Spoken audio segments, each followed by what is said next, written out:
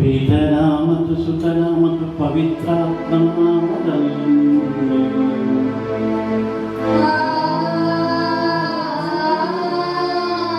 ನಮ್ಮ ಪ್ರಭು ಯೇಸು ಕ್ರಿಸ್ತರ ಕೃಪಾವರವು ದೇವರ ಪ್ರೀತಿಯು ಪವಿತ್ರಾತ್ಮನ ಅನ್ಯೋನ್ಯತೆಯು ನಿಮ್ಮೆಲ್ಲರೊಡನೆ ಇರಲಿ.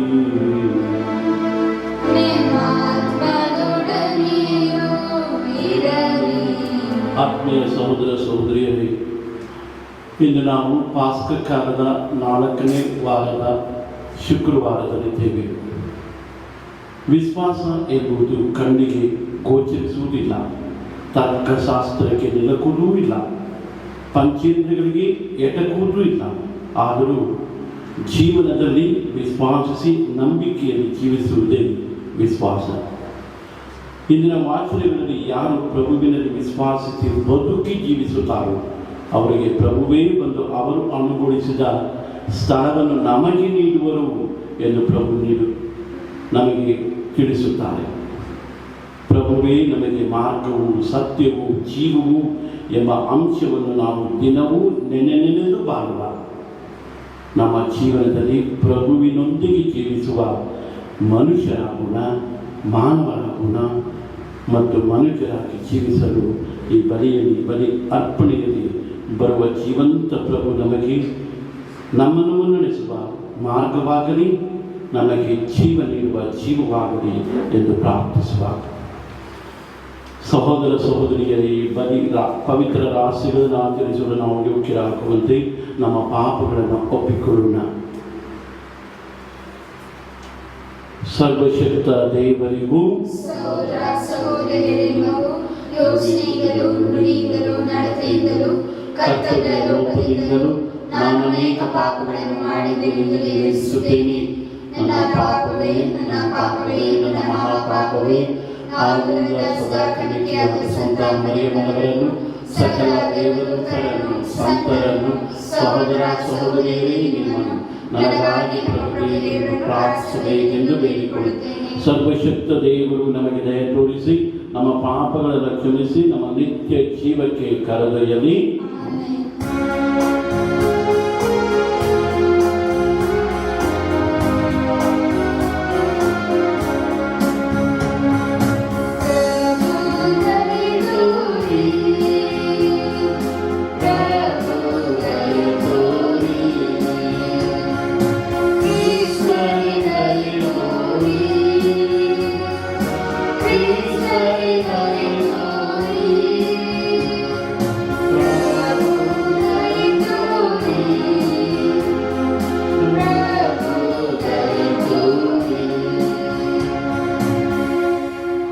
ಪ್ರಾರ್ಥಿಸೋಣ. ನಮ್ಮ ಸ್ವಾತಂತ್ರ್ಯಕ್ಕೂ ರಕ್ಷಣೆಗೂ ಮೂಲ ಕಾರಣರಾದ ದೇವರೇ, ನಿಮಗೆ ಮೊರೆ ಇಡುತ್ತಿರುವ ನಮ್ಮ ಪ್ರಾರ್ಥನೆಗಳನ್ನು ಆಲಿಸಿರಿ. ನಿಮ್ಮ ಪುತ್ರನ ರಕ್ತಧಾರೆಯ ಮೂಲಕ ನೀವು ರಕ್ಷಿಸಿದವರು ನಿಮ್ಮಿಂದ ಜೀವ ಪಡೆದು ನಿಮ್ಮ ರಕ್ಷಣೆಯಲ್ಲಿ ಯಾವ ಹಾನಿಗೂ ಒಳಗಾಗಲು ಸತತವಾಗಿ ಆನಂದಿಸುವಂತೆ ಅನುಗ್ರಹಿಸಿ. ನಿಮ್ಮೊಂದಿಗೆ ಪವಿತ್ರಾತ್ಮನಲ್ಲಿ ದೇವರಾಗಿ ಯುಗ ಯುಗಾಂತರಕ್ಕೂ ಜೀವಿಸಿ ಆಳುವ ನಮ್ಮ ಪ್ರಭು ನಿಮ್ಮ ಪುತ್ರರೂ ಆಗಿರುವ ಯೇಸು ಕ್ರಿಸ್ತರ ಮುಖಾಂತರ ನಿಮ್ಮನ್ನು ಪ್ರಾರ್ಥಿಸುತ್ತೇವೆ.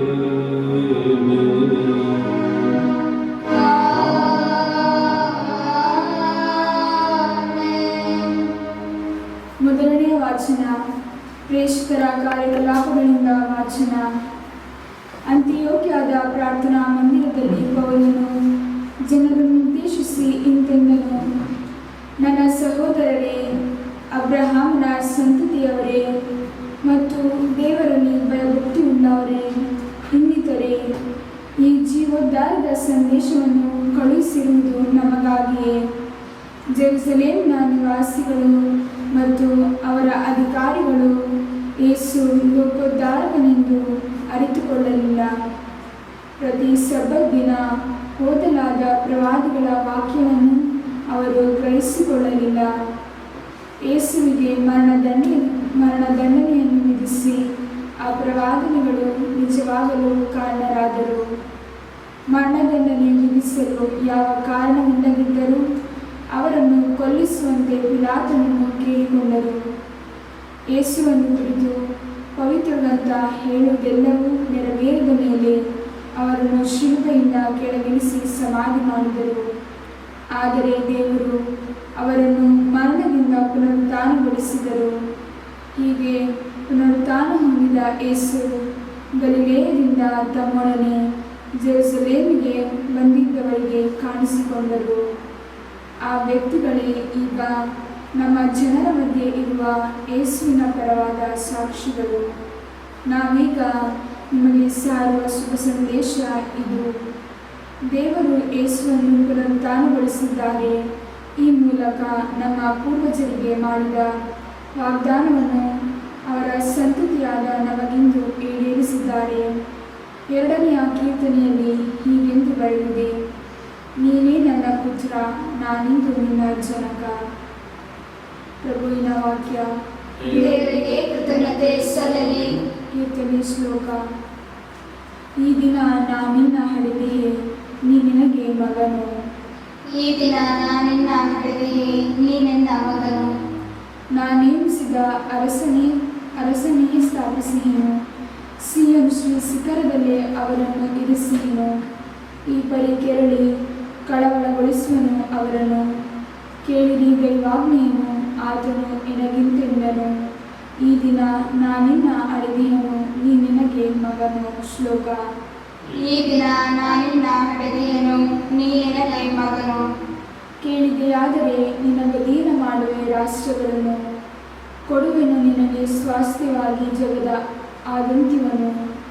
ನೀ ಬಡಿದು ಹಾಕುವೆ ಕಬ್ಬಿಣದ ಗದೆಯಿಂದಿವರನ್ನು, ನೀ ಒಡೆದು ಹಾಕುವೆ ಮಣ್ಣಿನ ಮಡಿಕೆಯಂಥವರನ್ನು. ಶ್ಲೋಕ. ಈ ದಿನ ನಾನಿನ್ನ ಹಡೆದೆಯನು, ನೀ ನನ್ನ ಮಗನು. ಇಂತಲೇ ವಿವೇಕಿಗಳಾಗಿರಲಿ ರಾಜ್ಯರುಗಳೇ, ಬುದ್ಧಿವಾದಕ್ಕೆ ಕಿವಿಗೊಡಿ. ದೇಶಾಧಿಪತಿಗಳೇ, ಭಯಭಕ್ತಿಯಿಂದ ಪ್ರಭುವಿಗೆ ಸೇವೆ ಮಾಡಿರಿ. ನಡುಗುತ್ತಾ ಆತನ ಪಾದ ಪೂಜೆ ಮಾಡಿರಿ. ಶ್ಲೋಕ. ಈ ದಿನ ನಾನಿನ್ನ ಹಡೆದೆಯನು, ನೀ ನನಗೆ ಮಗನು. ಘೋಷಣೆ.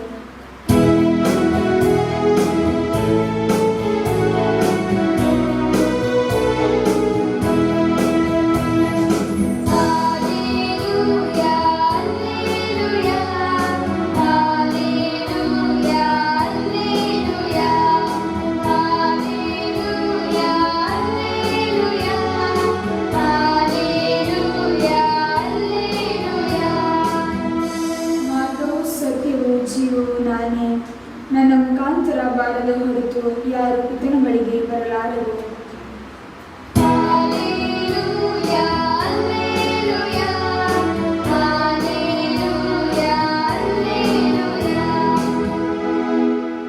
ಪ್ರಭು ನಿಮ್ಮೊಡನೆ ಇರಲಿ.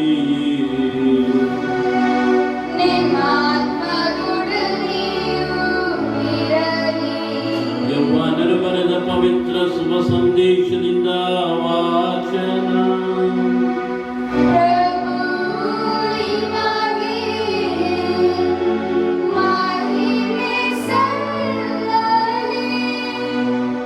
ಆ ಕಾಲದಲ್ಲಿ ಯೇಸು ತಮ್ಮ ಮಾತನ್ನು ಮುಂದುವರಿಸುತ್ತಾ ಶಿಷ್ಯರಿಗೆ, ನೀವು ಹೃದಯದಲ್ಲಿ ಕಳವಳಗೊಳ್ಳದಿರಿ, ದೇವರಲ್ಲಿ ವಿಶ್ವಾಸವಿಡಿ, ನನ್ನಲ್ಲಿಯೂ ವಿಶ್ವಾಸವಿಡಿ. ನನ್ನ ಪಿತನ ಆಸ್ಥಾನದಲ್ಲಿ ಅನೇಕ ನಿವಾಸಗಳು ಇವೆ. ಹಾಗಿಲ್ಲದ ಪಕ್ಷದಲ್ಲಿ ನಿಮಗೆ ತಿಳಿಸುತ್ತಿದ್ದೆ. ನಾನು ಹೋಗಿ ನಿಮಗೆ ಸ್ಥಳವನ್ನು ಅಣಿಗೊಳಿಸುತ್ತೇನೆ. ಅಣಿಗೊಳಿಸಿದ ಬಳಿಕ ಹಿಂತಿರುಗಿ ಬಂದು ನಿಮ್ಮನ್ನು ಕರೆದೊಯ್ಯುತ್ತೇನೆ. ನಾನಿರುವೆಡೆಯಲ್ಲಿಯೇ ನೀವು ಇರಬೇಕು. ನಾನು ಹೋಗುವ ಎಡೆಗೆ ಮಾರ್ಗವು ನಿಮಗೆ ತಿಳಿದೇ ಇದೆ ಎಂದು ಹೇಳಿದರು. ಆಗ ತೋಮನು, ಪ್ರಭು, ನೀವು ಎಲ್ಲಿಗೆ ಹೋಗುತ್ತಿದ್ದೀರೆಂದು ನಮಗೆ ತಿಳಿಯದು. ಅಂದ ಮೇಲೆ ಅಲ್ಲಿಗೆ ಹೋಗುವ ಮಾರ್ಗವು ಹೇಗೆ ತಿಳಿದಿತು ಎಂದು ಕೇಳಿದನು. ಅದಕ್ಕೆ ಯೇಸು, ಮಾರ್ಗವು ಸತ್ಯವೂ ಜೀವವೂ ನಾನೇ. ನನ್ನ ಮುಖಾಂತರ ಬಾರದ ಹೊರತು ಯಾರೂ ಪಿತನ ಬಳಿಗೆ ಬರಲಾರರು ಎಂದು ನುಡಿದರು.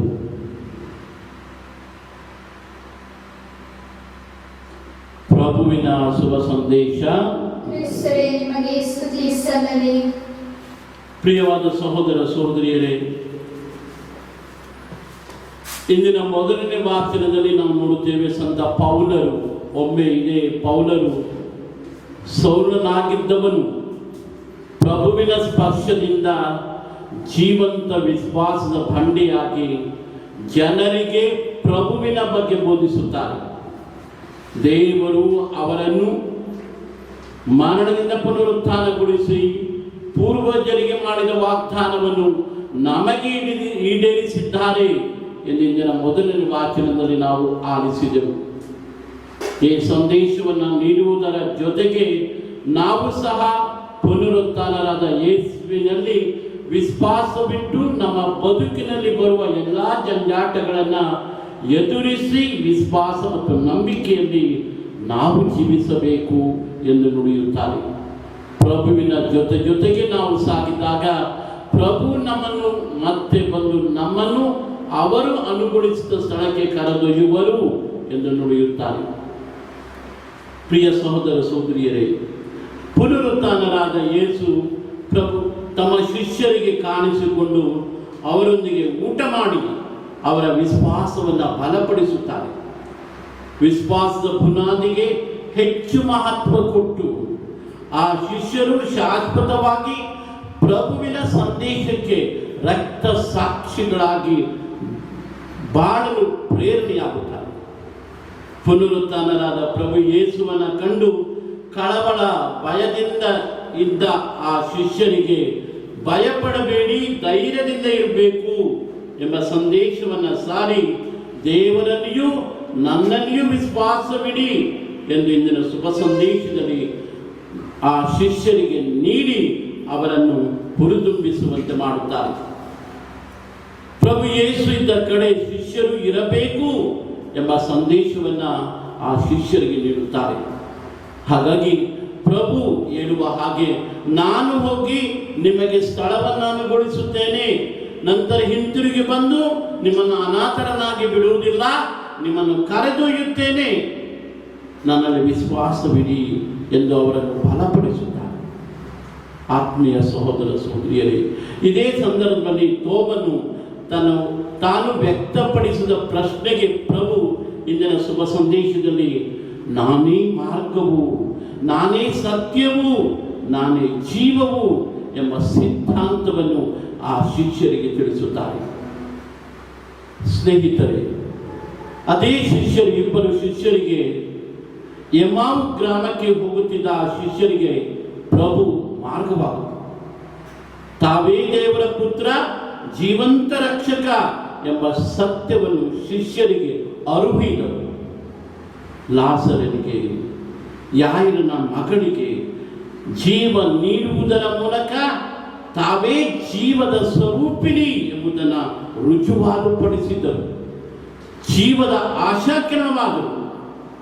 ಮಾತ್ರವಲ್ಲ, ಮನುಷ್ಯನ ರಕ್ಷಣೆಯನ್ನು ಮಾಡಿ ಶಿಲುಬೆಯಲ್ಲಿ ಯಾತನೆ ಪಟ್ಟು ಪುನರುತ್ಥಾನರಾಗುವುದರ ಮೂಲಕ ನಿತ್ಯಕ್ಕೂ ಸದಾ ಕಾಲಕ್ಕೂ ಅವರೇ ಜೀವಿಸುವರು, ಅವರೇ ನಮ್ಮೊಡನೆ ವಾಸ ಮಾಡುವವರು, ಅವರೇ ನಮ್ಮೊಂದಿಗೆ ನೆಲೆಸುವರು ಎಂಬ ಸಂದೇಶವನ್ನು ನಮಗೆ ನೀಡಿದ್ದಾರೆ. ಈ ಪುನರುತ್ಥಾನ ಕಾಲದಲ್ಲಿ ಪ್ರಭುವಿನಲ್ಲಿ ವಿಶ್ವಾಸವಿಟ್ಟು ಬದುಕುವ ನಾವು ಎಂದೆಂದಿಗೂ ನಮಗೆ ಮಾರ್ಗವು, ಸತ್ಯವು, ಜೀವವು ಅವರೇ ಆಗಿದ್ದಾರೆ ಎಂಬ ನಂಬಿಕೆಯ ಬದುಕನ್ನು ನಾವು ಕಟ್ಟಿಕೊಳ್ಳೋಣ. ಆ ಪ್ರಭುವೇ ನಮಗೆ ಸರ್ವಸ್ವವಾಗಲಿ, ಅವರೇ ನಮ್ಮ ಮಾರ್ಗದ ದಿಕ್ಸೂಚಿಯಾಗಲಿ. ಆತ್ಮೀಯರೇ, ಈ ಬದುಕಿನ ಜಂಜಾಟದಲ್ಲಿ ಕ್ರಿಸ್ತನಿರಲಿ. ಅವರ ಸಂದೇಶವು ನಮಗೆ ದಾರಿದೀಪವಾಗಲಿ. ಅವರಲ್ಲಿ ಸದಾ ವಿಶ್ವಾಸ, ನಂಬಿಕೆಯನ್ನು ಇಟ್ಟು ನಾವು ಜೀವಿಸುವ ಈ ಪುನರುತ್ಥಾನದ ಪ್ರಭುವಿನಲ್ಲಿ ನಾವು ಸದಾ ಜೀವಿಸುವ ವ್ಯಕ್ತಿಗಳಾಗಲು ಈ ಬಲಿಯಲ್ಲಿ ಪ್ರಾರ್ಥಿಸೋಣ. ಈ ಪ್ರಭುವಿಗೆ ಯಾವಾಗಲೂ ನಾವು ಶರಣರಾಗೋಣ. ಆಗ ಅದೇ ಪ್ರಭು ಬಂದು ನಮ್ಮನ್ನು ಕರೆದೊಯ್ದು ಅವರು ಅಣಿಗೊಳಿಸಿದ ಸ್ಥಳವನ್ನು ನಮಗೆ ನೀಡುತ್ತಾರೆ. ಅವರ ಮೂಲಕವೇ ನಾವು ಪಿತನ ಬಳಿಗೆ ಹೋಗಬಹುದು. ಈ ಬದುಕಿನಲ್ಲಿ ಅಥವಾ ಜೀವನದಲ್ಲಿ ನಾವು ಭರವಸೆ, ನಂಬಿಕೆ, ವಿಶ್ವಾಸವಿಟ್ಟು ಅವರಲ್ಲಿ ಜೀವಿಸುವ ಆ ವರಕ್ಕೆ ನಾವು ಪ್ರಾರ್ಥಿಸಬೇಕು. ಇದೇ ಸಂದರ್ಭದಲ್ಲಿ ಇಂದು ವಿಶ್ವದಾದ್ಯಂತ ಈ ಕರೋನಾ ಎಂಬ ಮಹಾಮಾರಿಯಿಂದ ಮೃತರಾದ ಧರ್ಮಾಧ್ಯಕ್ಷರುಗಳು, ಅನೇಕ ಗುರುಗಳು, ಧಾರ್ಮಿಕ ಭಗಿನಿಯರು ಹಾಗೂ ಎಲ್ಲ ಸ್ತ್ರೀ ಸಾಮಾನ್ಯರಿಗೆ ಆ ನಿತ್ಯ ಸರ್ವೇಶ್ವರರಾದ ದೇವರು ನಿತ್ಯ ವಿಶ್ರಾಂತಿಯನ್ನು ನೀಡಲಿ. ಆ ಪ್ರಭುವೇ ಆ ಕರೋನಾ ರೋಗದಿಂದ ನರಳುತ್ತಿರುವ ಎಲ್ಲರಿಗೂ ಆಶಾಕಿರಣವಾಗಲಿ. ಭಯಪಡದೆ ಪ್ರಭುವಿನಲ್ಲಿ ವಿಶ್ವಾಸವಿಟ್ಟು ಅದನ್ನು ಎದುರಿಸಿ ನಿಲ್ಲುವ ಶಕ್ತಿ ಪ್ರಭು ಎಂಬುದನ್ನು ಪ್ರತಿಯೊಬ್ಬರೂ ಅರಿತುಕೊಳ್ಳುವಂತಾಗಲಿ. ಇದೇ ಸಂದರ್ಭದಲ್ಲಿ ಈ ಕರೋನಾ ರೋಗ ಈ ಜಗತ್ತಿನಿಂದ ತೊಲಗಲಿ. ನಾವೆಲ್ಲರೂ ಎಲ್ಲ ಜನಾಂಗ ಶಾಂತಿ ಸಮಾಧಾನದಿಂದ ಜೀವಿಸುವಂತಾಗಲಿ.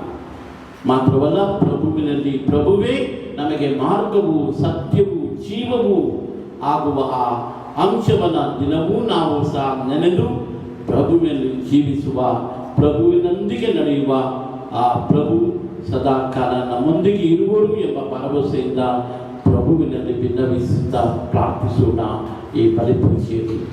ಆಮೆನ್.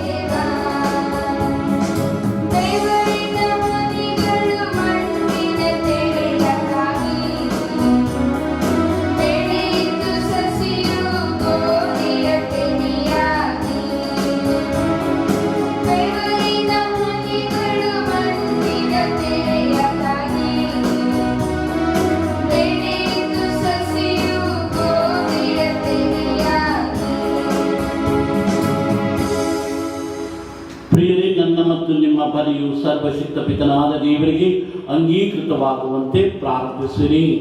ಪ್ರಭು ತಮ್ಮ ನಾಮದ ಸ್ತುತಿ ಹಾಗೂ ಮಹಿಮೆಗಾಗಿಯೂ ನಮ್ಮ ಮತ್ತು ತಮ್ಮ ಇಳಿವಾದ ಧರ್ಮಸಭೆಯಾಗಲಿಕ್ಕಾಗಿಯೂ ಈ ಬಲಿಯನ್ನು ನಿಮ್ಮ ಕರಗಳಿಂದ ಸ್ವೀಕರಿಸಿ. ಪ್ರಭು ನಿಮ್ಮ ಕುಟುಂಬವು ಅರ್ಪಿಸುತ್ತಿರುವ ಈ ಕಾಣಿಕೆಗಳನ್ನು ದಯೆಯಿಂದ ಸ್ವೀಕರಿಸಿ.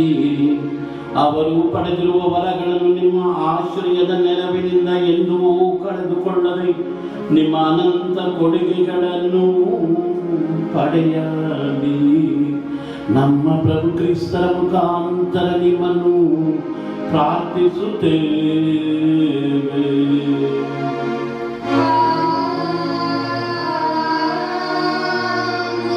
ಪ್ರಭು ನಿಮ್ಮೊಂದಿಗೆ ಇರಲಿ.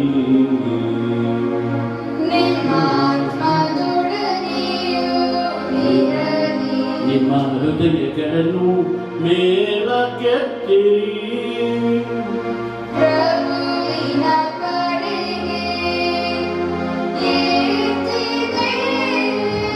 ನಮ್ಮ ಪ್ರಭು ದೇವರಿಗೆ ಕೃತಜ್ಞತೆಯನ್ನು ಸಲ್ಲಿಸೋಣ.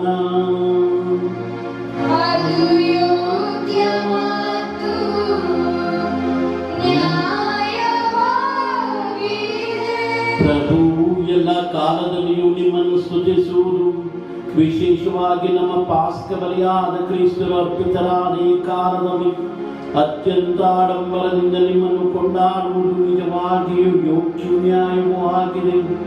ನಮ್ಮ ಕರ್ತವ್ಯವೂ ರಕ್ಷಣೆಯೂ ಆಗಿದೆ. ಕ್ರಿಸ್ತರ ಮುಖಾಂತರ ಬೆಳಕಿನ ಮಕ್ಕಳು ನಿತ್ಯ ಜೀವಕ್ಕೆ ಉದಯಿಸುತ್ತಾರೆ. ಸ್ವರ್ಗೀಯ ರಾಜ್ಯದ ನಿವಾಸಿಗಳು ನಿಮ್ಮ ವಿಶ್ವಾಸಿಗಳಿಗೆ ತೆರೆಯಲಾಗುತ್ತದೆ, ಏಕೆಂದರೆ ಅವರ ಮರಣವು ನಮ್ಮ ಮರಣಕ್ಕೆ ಬಂಧ ಮುಕ್ತತೆಯನ್ನು ನೀಡಿದೆ. ಅವರ ಪುನರುತ್ಥಾನದಲ್ಲಿ ಸಕಲ ಜೀವವು ಮರಳಿ ಉತ್ಥಾನವಾಗಿದೆ.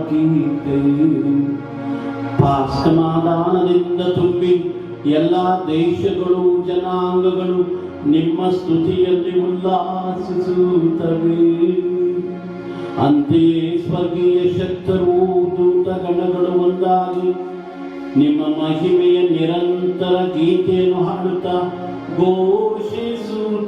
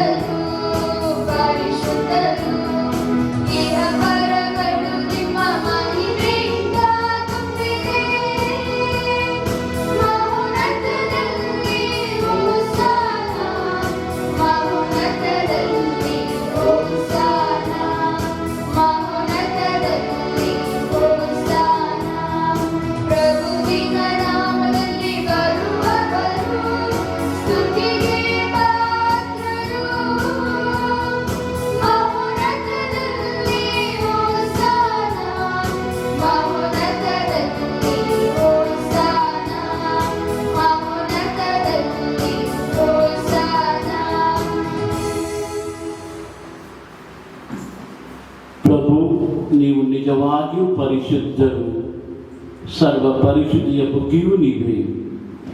ಈ ಕೊಡುಗೆಗಳ ಮೇಲೆ ನಿಮ್ಮ ಪವಿತ್ರಾತ್ಮರಲ್ಲಿ ಇಬ್ಬರಿಗೆ ಸುರಿಸಿ ಪಾವನಗೊಳಿಸಲೆಂದು ಪ್ರಾರ್ಥಿಸುತ್ತೇವೆ. ನಮಗಿಗೂ ನಮ್ಮ ಪ್ರಭು ಯೇಸು ಕ್ರಿಸ್ತರ ಶರೀರ ಮತ್ತು ರಕ್ತವಾಗುವಂತೆ ಮಾಡಿರಿ.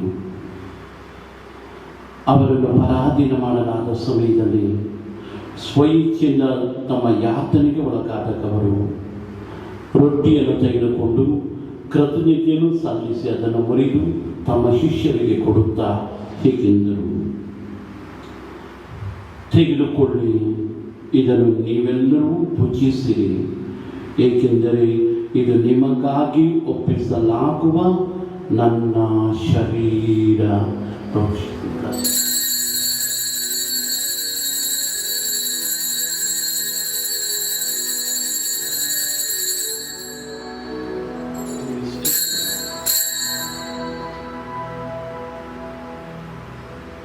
ಅಂತೆಯೇ ಭೋಜನದ ಅಂತ್ಯದಲ್ಲಿ ಅವರು ಪಾನಪಾತ್ರೆಯನ್ನು ತೆಗೆದುಕೊಂಡು ಮತ್ತೊಮ್ಮೆ ನಿಮಗೆ ಕೃತಜ್ಞತೆಯನ್ನು ಸಾಧಿಸಿ ತಮ್ಮ ಶಿಷ್ಯರಿಗೆ ಕೊಡುತ್ತಾ ಹೀಗೆಂದರು, ತೆಗೆದುಕೊಳ್ಳಿ ಮತ್ತು ಇದರಿಂದ ನೀವೆಲ್ಲರೂ ಪಾನ ಮಾಡಿರಿ, ಏಕೆಂದರೆ ಇದು ಹೊಸ ಮತ್ತು ಅನಂತ ಒಡಂಬಡಿಕೆಯ ನನ್ನ ರಕ್ತದ ಪಾತ್ರೆ. ಈ ರಕ್ತವು ನಿಮ್ಮ ಮತ್ತು ಅನೇಕರ ಪಾಪಗಳ ಪರಿಹಾರಕ್ಕಾಗಿ ಸುರಿಸಲಾಗುವುದು. ಇದನ್ನು ನನ್ನ ಸ್ಮರಣೆಗಾಗಿ ಮಾಡಿರಿ.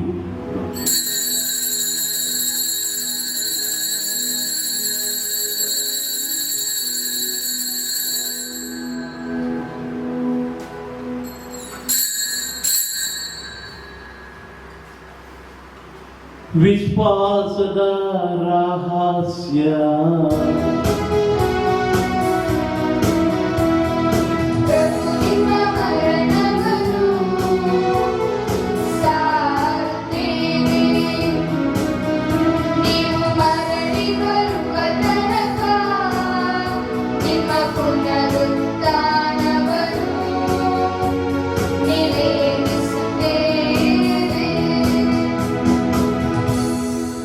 ಆದುದರಿಂದ ಪ್ರಭು, ನಿಮ್ಮ ಸಮ್ಮುಖದಲ್ಲಿ ನಿಂತು ಸೇವೆ ಸಲ್ಲಿಸಲು ನಮ್ಮನ್ನು ಯೋಗ್ಯರೆಂದು ಪರಿಗಣಿಸಿದ್ದಕ್ಕಾಗಿ ನಿಮಗೆ ಕೃತಜ್ಞತೆಯನ್ನು ಸಾಧಿಸುತ್ತೇವೆ.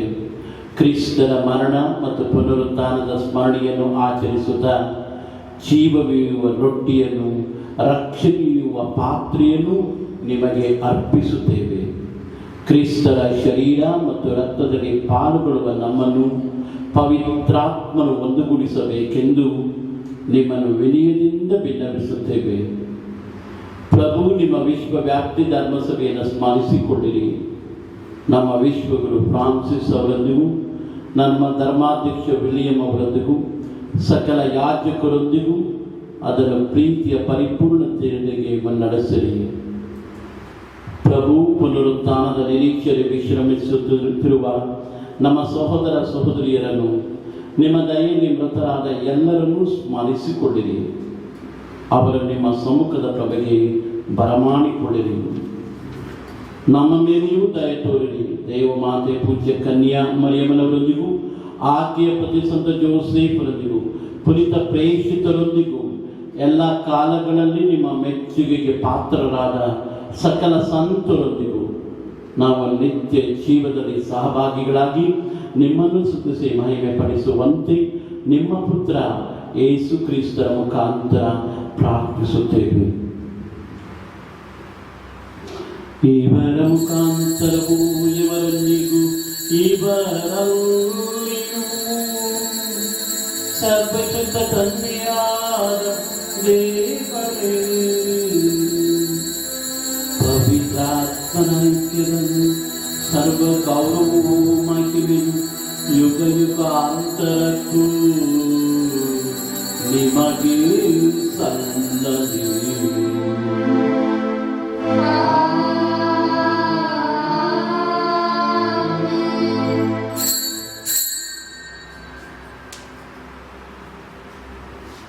ಪ್ರಭುವೇ ಮಾರ್ಗವು, ಸತ್ಯವೂ ಜೀವವು. ಆ ಪ್ರಭುವಿನ ಹಿಂದೆ ನಾವು ನಡೆದಾಗ ಮಾತ್ರ ಪ್ರಭು ನಮಗೆ ಅನುಕೂಲಿಸಿದ, ಪ್ರಭು ನಮಗೆ ಸಿದ್ಧಪಡಿಸಿದ ಆ ಸ್ಥಳವನ್ನು ನಾವು ಸೇರಬಹುದು. ಪ್ರಭುವಿನ ಮುಖಾಂತರವೇ ನಾವು ಪಿತನನ್ನು ಅರಿಯಲು ಸಾಧ್ಯ, ಅಥವಾ ಪಿತನ ಸನ್ನಿಧಿಗೆ ಸೇರಲು ಸಾಧ್ಯ. ಹಾಗಾಗಿ ಆ ಪ್ರಭು ನಮಗೆ ಜೀವದಾಯಕ ರಕ್ಷಕ ಎಂಬುದನ್ನು ಅರಿತು ಪ್ರಭುದೇವ ಕಲಿಸಿಕೊಟ್ಟ ಪ್ರಾರ್ಥನೆಯನ್ನು ಧೈರ್ಯದಿಂದ ನಾವು ಹೇಳುತ್ತೇವೆ. ಸ್ವರ್ಗದಲ್ಲಿರುವ ನಮ್ಮ ತಂದೆಯೇ, ನಿಮ್ಮ ನಾಮ ಪೂಜಿತವಾಗಲಿ, ನಿಮ್ಮ ರಾಜ್ಯ ಬರಲಿ, ನಿಮ್ಮ ಚಿತ್ತ ಸ್ವರ್ಗದಲ್ಲಿ ನೆರವೇರುವ ಪ್ರಕಾರ ಭೂಮಿಯಲ್ಲಿಯೂ ನೆರವೇರಲಿ. ನಮ್ಮ ಅನುದಿನದ ಆಹಾರವನ್ನು ಈಗ ನಮಗೆ ನೀಡಿರಿ. ನಮಗೆ ತಪ್ಪು ಮಾಡಿದವರನ್ನು ನಾವು ಕ್ಷಮಿಸುವ ಪ್ರಕಾರ ನಮ್ಮ ಪಾಪಗಳನ್ನು ಕ್ಷಮಿಸಿ, ನಮ್ಮನ್ನು ಶೋಧನೆಗೊಳಪಡಿಸದೆ ಕೇಡಿನಿಂದ ನಮ್ಮನ್ನು ರಕ್ಷಿಸಿ. ಪ್ರಭು ಸಕಲ ಕೇಡುಗಳಿಂದ ನಮ್ಮನ್ನು ರಕ್ಷಿಸಲೆಂದು ಪ್ರಾರ್ಥಿಸುತ್ತೇವೆ. ನಿಮ್ಮ ದಯೆಯ ನೆರವನ್ನು ಪಡೆದು ಪಾಪದಿಂದ ಸದಾ ವಿಮುಕ್ತರಾಗಿ ಎಲ್ಲ ಸಂಕಷ್ಟಗಳಿಂದ ಸುರಕ್ಷಿತರಾಗಿರುವಂತೆ ನಮ್ಮ ಜೀವಮಾನದಲ್ಲಿ ಶಾಂತಿಯನ್ನು ದಯೆಯಿಂದ ಕರುಣಿಸಿರಿ. ನಾವು ಸ್ವರ್ಗಾನಂದವನ್ನು, ನಮ್ಮ ರಕ್ಷಕ ಯೇಸು ಕ್ರಿಸ್ತರ ಆಗಮನವನ್ನು ನಿರೀಕ್ಷಿಸುತ್ತಿದ್ದೇವೆ. ಏಕೆಂದರೆ ರಾಜ್ಯಭಾರವು, ಅಧಿಕಾರವು, ಮಹಿಮೆಯು ಯುಗಾಂತರಕ್ಕೂ ನಿಮ್ಮದೇ. ಪ್ರಭು ಯೇಸು ಕ್ರಿಸ್ತರಿಗೆ, ನಿಮ್ಮ ಪ್ರೇಷಿತರಿಗೆ ನಿಮಗೆ ಶಾಂತಿಯನ್ನು ಬಿಟ್ಟು ಹೋಗುತ್ತೇನೆ, ನನ್ನ ಶಾಂತಿಯನ್ನು ನಿಮಗೆ ಕೊಡುತ್ತೇನೆ ಎಂದು ಹೇಳಿದ್ದೀರಿ. ನಮ್ಮ ಪಾಪಗಳನ್ನು ರಕ್ಷಿಸದೆ ನಿಮ್ಮ ಧರ್ಮಸಭೆಯ ಭಕ್ತಿ ವಿಶ್ವಾಸವನ್ನು ಈಕ್ಷಿಸಿ ನೋಡಿರಿ. ಅದಕ್ಕೆ ನಿಮ್ಮ ಚಿತ್ತ ಪ್ರಕಾರ ಶಾಂತಿಯನ್ನು, ಐಕ್ಯತೆಯನ್ನು ದಯೆಯಿಂದ ದಯಪಾಲಿಸಿರಿ. ಯುಗ ಯುಗಾಂತರಕ್ಕೂ ಜೀವಿಸಿ ಆಳುವ ನಿಮ್ಮನ್ನು ನಾವು ಪ್ರಾರ್ಥಿಸುತ್ತೇವೆ. ಪ್ರಭುವಿನ ಶಾಂತಿ ಸದಾ ನಿಮ್ಮಲ್ಲಿರಲಿ, ನಿಮ್ಮ ಆತ್ಮದೊಡನೆ ಇರಲಿ. ಪರಸ್ಪರ ಶಾಂತಿಯನ್ನು ಕೊರೋಣ.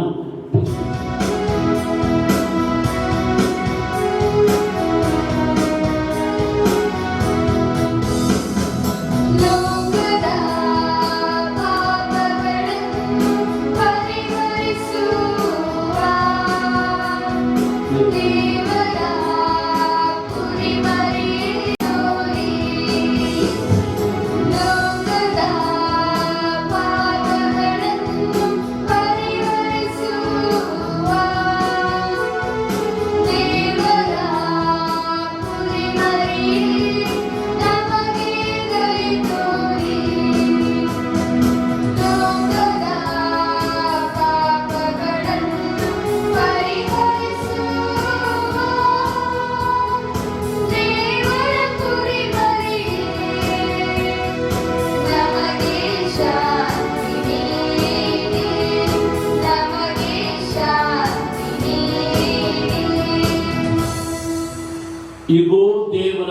ಕುರಿಮರಿ ಪ್ರಭು ಕ್ರಿಸ್ತರು. ಇವರೇ ಲೋಕದ ಪಾಪಗಳನ್ನು ಪರಿಹರಿಸುವವರು, ಕುರಿಮರಿಯ ಭೋಜನಕ್ಕೆ ಆಹ್ವಾನಿತರು. ನಿಜವಾಗಿಯೂ ಭಾಗ್ಯವಂತರು. ಪ್ರಭು ತಾವು ನನ್ನ ಮನೆಯನ್ನು ಪ್ರವೇಶಿಸಲು ನಾನು ಪಾತ್ರಳಲ್ಲ, ಆದರೆ ತಾವು ದೇವರ ಮಾತನ್ನು ನುಡಿಯಿರಿ, ನನ್ನ ಆತ್ಮವು ಸ್ವಸ್ಥವಾಗುವುದು. ಪ್ರಭುವಿನ ಶರೀರ ಮತ್ತು ರಕ್ತವು ನಮ್ಮನ್ನು ಕಾಪಾಡಲಿ. ಆಧ್ಯಾತ್ಮಿಕ ಪರಮಪ್ರಸಾದ ಸ್ವೀಕಾರ ಪ್ರಾರ್ಥನೆ. ಪ್ರಭುವೇ, ನೀವು ನನ್ನ ಮನೆಗೆ ಪ್ರವೇಶಿಸಲು ನಾನು ಪಾತ್ರನಲ್ಲ, ಆದರೂ ತಾವು ಒಂದೇ ಒಂದು ಮಾತನ್ನು ನುಡಿಯಿರಿ ಎಂದು ಪ್ರಾರ್ಥಿಸಿದ ಶತಾಧಿಪತಿಯಂತೆ ನಾವು ಈಗ ನಿಮ್ಮ ಪವಿತ್ರ ಪಾದಕ್ಕೆ ಶರಣಾಗಿ ಪ್ರಾರ್ಥಿಸುತ್ತೇವೆ.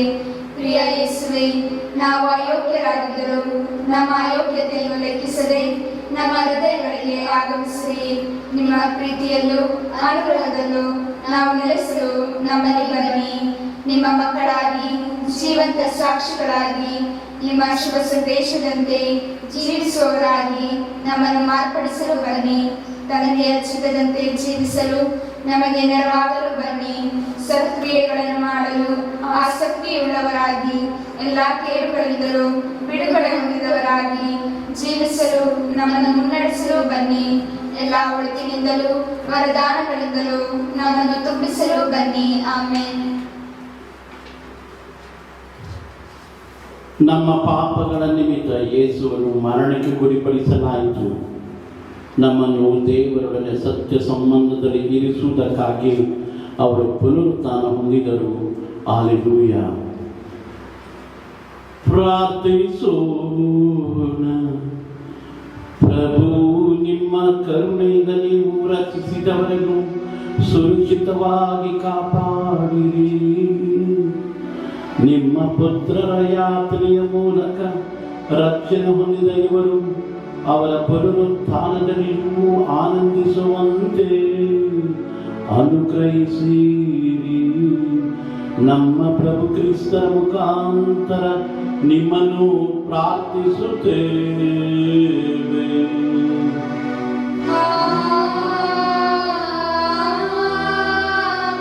ಪ್ರಭು ನಿಮ್ಮೊಡನೆ ಇರಲಿ.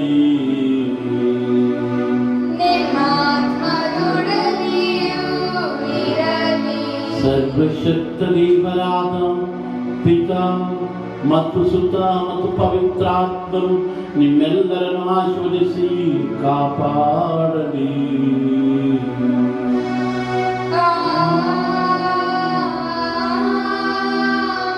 ಹೋಗಿ ಬನ್ನಿ, ಶುಭ ಸಂದೇಶ ಸಾರಿ.